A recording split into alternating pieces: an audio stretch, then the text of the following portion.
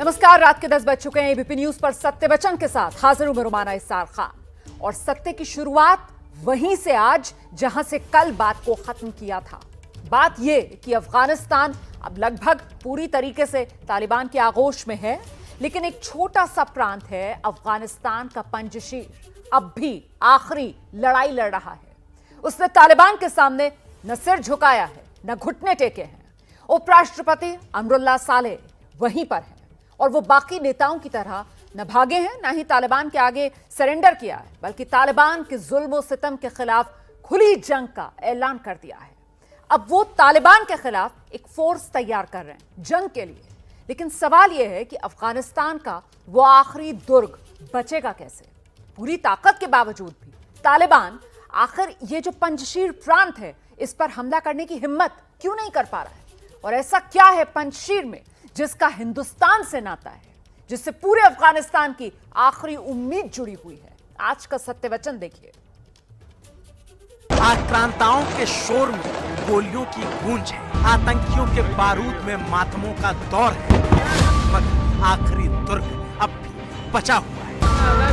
वो कुचल रहे हैं तकदीरें, वो मिटा रहे हैं तस्वीर, बंदूक की नाल पर वो बढ़ते जा रहे हैं, अफगानिस्तान को निगलते जा रहे हैं, मगर एक किला अब भी बचा हुआ है। इनकलाब की कुछ आवाजें बची हुई हैं जो तालिबान के खिलाफ उठ खड़ी हुई, अगर बगावत का एक भी कतरा उन जल्लादों को मंजूर नहीं और आजादी का स्वाद चख चुके जिस्मों को अब गोलियों का खौफ नहीं। जलालाबाद में उठी गोलियों की गूंज ने बता दिया कि अफगानिस्तान अब तालिबान के आगोश में है। सड़कों पर गोलियां चलना आम हो गया, बंदूक की नाल पर तालिबान को ताल देना अब आम हो गया, सड़कों पर सजा देना आम हो गया, वो मौत कई दफा देना। सब कुछ खत्म नहीं हुआ है क्योंकि पंजशीर की घाटी अब भी बची हुई है। उपराष्ट्रपति अमरुल्लाह सालेह का गढ़, अहमद शाह मसूद का गढ़ अब भी टिका हुआ है और टिकी हुई है अंतिम आस, तालिबान से मुक्ति की बुनियाद। और उसी के खातिर अब तालिबान के खिलाफ लड़ाई लड़ने वाले सभी कमांडर,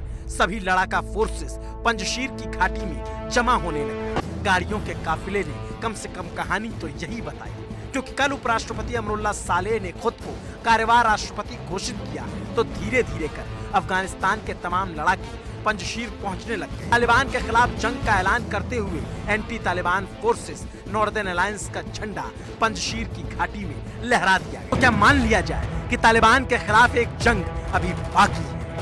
तो क्या मान लिया जाए कि अफगान सैनिकों ने भले ही घुटने टेक दिए, लेकिन तालिबान के खिलाफ लड़ाई अभी खत्म नहीं हुई? क्योंकि जिस तरह से पंजशीर के इलाके में विद्रोही लड़ाकों का जमावड़ा शुरू हुआ है, वो संकेत तो इसी ओर दे रहा है। और पंजशीर ही वो इकलौता इलाका है जहां तालिबान घुसने की हिम्मत नहीं कर पाया।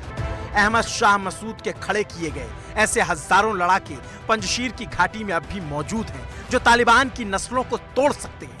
अफगान हीरो और गुरिल्ला फाइटर अहमद शाह मसूद की अब भी कुछ विरासत है जो पंजशीर के जर्रे जर्रे की जिंदा होने की गवाही दी। और पंजशीर की घाटी में मौजूद उपराष्ट्रपति अमरुल्लाह सालेह भी यही कहते हैं कि हार नहीं मानी, क्योंकि पंजशीर ही वो गढ़ है जो दोबारा तालिबान को चुनौती दे सकता है। अफगान लड़ाका अहमद शाह मसूद का गढ़ पंजशीर नॉर्दर्न अलायंस की राजधानी रहा है। 90 के दशक में तालिबान के खिलाफ एक स्थानीय सेना का गठन हुआ था। 8 अलग अलग मिलिशिया ग्रुप ने तालिबान के खिलाफ गठबंधन किया। अहमद शाह मसूद उस नॉर्दर्न अलायंस के सबसे बड़े लड़ाका रहे, क्योंकि वो ऐसे फाइटर थे जिससे पूरा तालिबान खौफ खाता था। वो पंजशीर के शेर थे और तालिबान विरोधी ताकतों को हमेशा एक साथ रखते। तालिबान और अलकायदा के आतंकियों ने धोखे से रिपोर्टर बनकर फिदाइन बम ब्लास्ट में 2001 में उनकी हत्या की थी। लेकिन जब तक शाह मसूद जिंदा थे, तालिबान कभी पूरे अफगानिस्तान पर कब्जा नहीं किया, क्योंकि जब 1996 में पहली बार तालिबान ने अफगानिस्तान पर कब्जा किया था, तब भी वो अफगानिस्तान के उत्तरी इलाकों को नहीं जीत पाया था। मैप के जरिए आप समझ सकते हैं कि ऊपर के पीले रंग के जो इलाके दिख रहे हैं, यहाँ पहली 5 साल की सरकार के दौरान 1996 से 2001 के बीच में तालिबान इन इलाकों पर पहुंच नहीं पाया था। लेकिन इस बार अहमद शाह मसूद नहीं है और तालिबान उन सभी इलाकों पर कब्जा कर गया जहां पिछली बार नहीं पहुंच पाया था।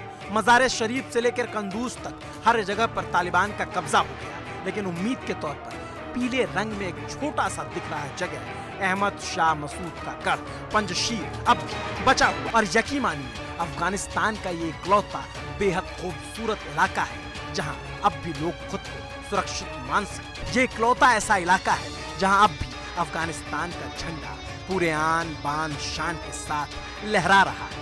लेकिन सवाल है कब तक, आखिर कब तक ये दुर्ग बचा रहेगा। और एक सवाल ये भी कि आखिर तालिबान यहाँ हमले की हिम्मत क्यों नहीं कर पा रहा। तो जवाब के तौर पर यह जानना जरूरी हो जाता है कि पंजशीर अब तक बचा कैसे हुआ है और अब उसे तालिबान से डर क्यों नहीं लग रहा। तो जवाब है उसकी डेमोग्राफी में, उसकी भौगोलिक स्थिति में। दरअसल पंजशीर प्रांत पहाड़ों से घिरी हुई एक घाटी है। फर्ज कीजिए इस तरीके के पहाड़ हैं जैसा कि आप देख रहे हैं और उसके भीतर दाखिल होने का सिर्फ एक ही रास्ता है, ये जो रास्ता नजर आ रहा है, जहां हर वक्त शाह मसूद के लड़ाकों की मौजूदगी रहती है। पंजशीर प्रांत में कुल 8 जिले हैं। जिले कौन कौन से हैं जान लीजिए आप। अबसार, अनाबा, बजरा, ये पंजशीर की राजधानी। इसके अलावा दारा, हेंस, परियान, रोखा, शोतुल, इन सभी जिलों को जोड़ती हुई पंजशीर घाटी से गुजरती हुई एक ही सड़क है जहां से गुजरने के लिए तालिबान को आमने सामने की लड़ाई लड़नी होगी, क्योंकि पंजशीर में दाखिल होने का कोई और दूसरा रास्ता है ही नहीं। आना हो या जाना हो एक ही रास्ते से, और शाह मसूद के गढ़ में घुसने का रिस्क तालिबान नहीं लेना चाहता। 3610 किलोमीटर में बसी है ये पंजशीर घाटी। 1,73,000 की यहाँ की आबादी, कुल 512 गांव हैं और गांव में एक से बढ़कर एक लड़ाके बसते हैं। और यही है पंजशीर में दाखिल होने वाला इकलौता गेट, जहां अहमद शाह मसूद की तस्वीर ये बताती है कि तालिबानियों का यहां आना सख्त मना है, क्योंकि ये पंजशीर है जिसने सोवियत संघ को हराया। ये वो पंजशीर है जहां आज भी सोवियत संघ की तोपें हार के जिंदा दस्तावेज के तौर पर मौजूद है।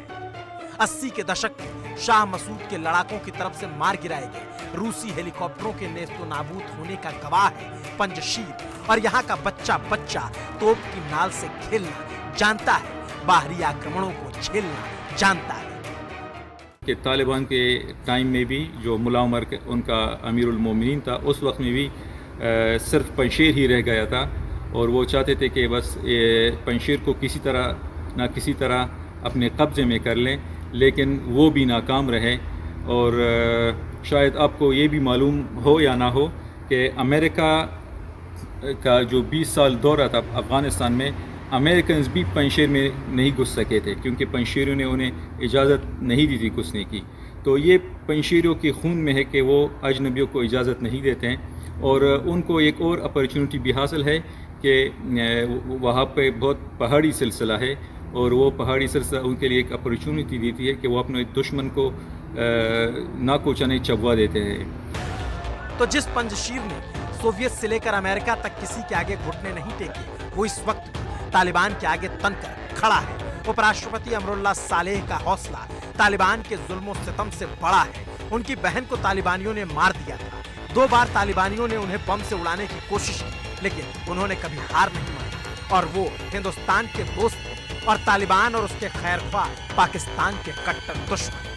हर बार सालेह यही बताते हैं कि पाकिस्तान ही तालिबान की असली वजह है, इसलिए तालिबान के खिलाफ लड़ाई जरूरी है। और धीरे धीरे लड़ाई की शुरुआत हो गई है। तजाकिस्तान की एम्बेसी में अब राष्ट्रपति गनी की जगह अमरुल्लाह सालेह की राष्ट्रपति के तौर पर फोटो लगा दी गई है, यानी सालेह ने शुरुआत कर दी है। और अफगानिस्तान की असली लड़ाई तो कबीलों की लड़ाई है, तालिबानी पश्तून कबीले से और अमरुल्लाह सालेह ताजी।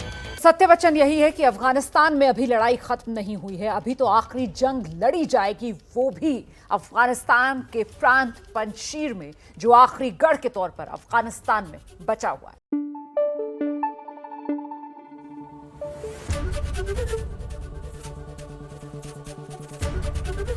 एबीपी न्यूज आपको रखे आगे।